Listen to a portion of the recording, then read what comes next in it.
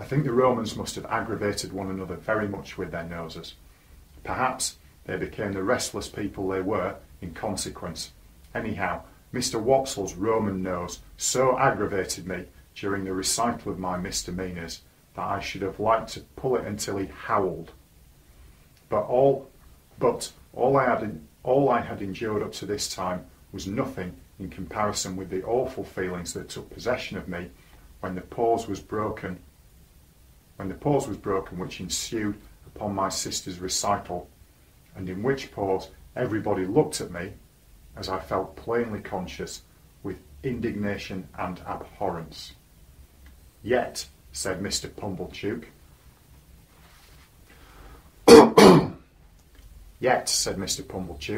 leading the company gently back to the theme from which they had strayed, pork, regarded as biled, is rich too, ain't it?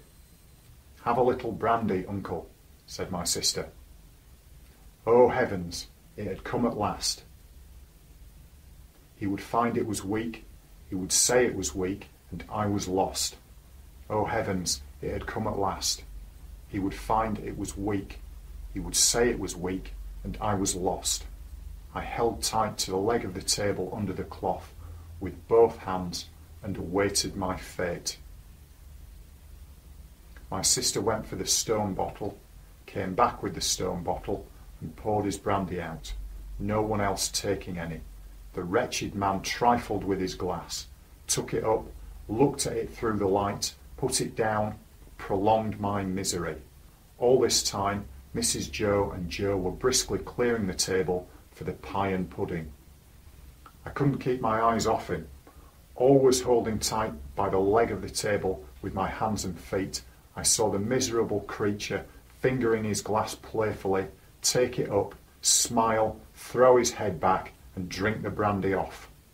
Instantly afterwards, the company was seized with unspeakable consternation, owing to his springing to his feet, turning round several times in an appalling, spasmodic, whooping cough dance, and rushing out the door.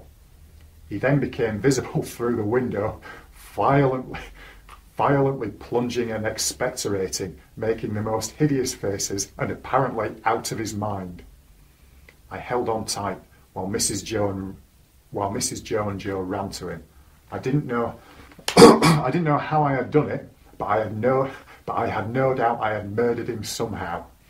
In my dreadful situation, it was a relief when he was brought back, and surveying the company all round as if they had disagreed with him, sank down into a chair with one significant gasp. Tar! I had filled up the bottle from the tar water jug. I knew he would be worse by and by. I moved the table.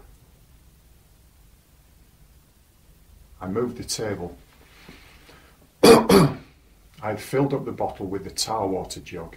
I knew he would be worse by and by. I moved the table, like a medium of the present day, by the vigour of my unseen hold upon it. Tar! Cried my sister in amazement. Why, however could tar come there?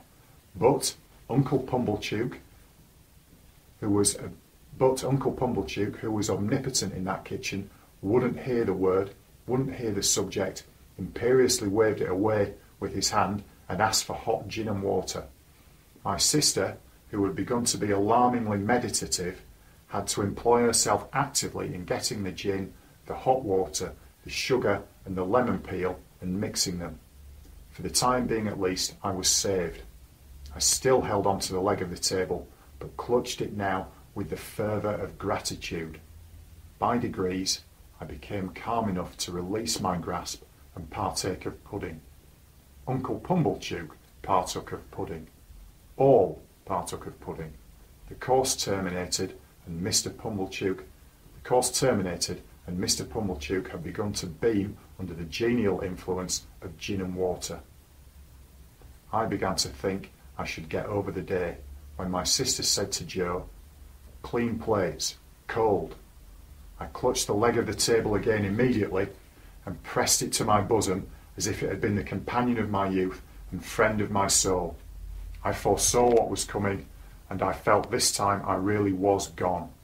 "You must taste," said my sister, addressing the guests with her best grace, you must taste, to finish with, such a delightful and delicious present of Uncle Pumblechook's.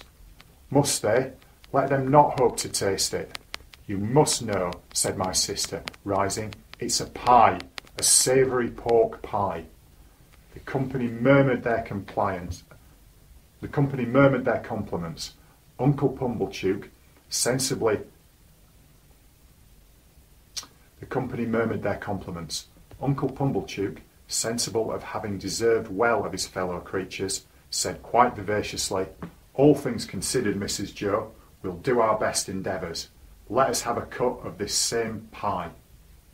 My sister went out to get it. I heard her steps proceed to the pantry. I saw Mr. Pumblechook balance his knife. I saw rekindling appetite in the Roman nostrils of Mr. Wopsle.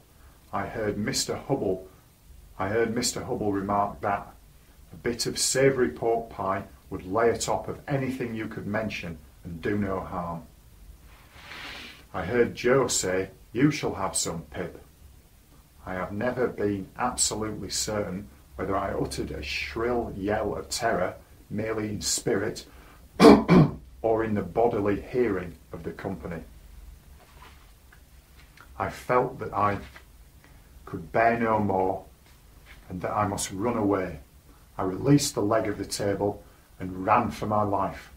But I ran no farther than the house door, for there I ran head foremost into a party of soldiers with their muskets, one of whom had a pair of... But I ran no further than the house door, for there I ran head foremost into a party of soldiers with their muskets, one of whom had out a pair of handcuffs to me, saying, here you are, look sharp, come on.